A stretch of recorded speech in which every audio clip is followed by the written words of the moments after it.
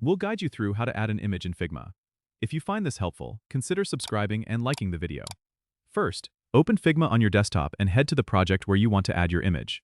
Now, look at the top left bar. You'll see the Figma logo. Click on it, then click Files.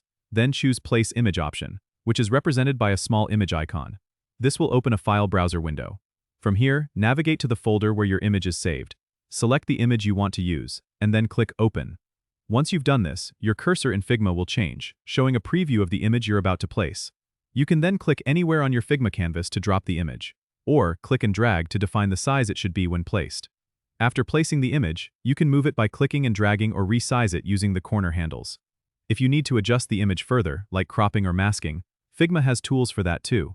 Just right-click the image and explore options like Crop Image, or use the Mask function for more advanced edits. Remember, you can also drag and drop images directly from your desktop into Figma if that's easier for you. This feature makes it super convenient to quickly get images into your design. Don't forget to subscribe and comment if this helped you out.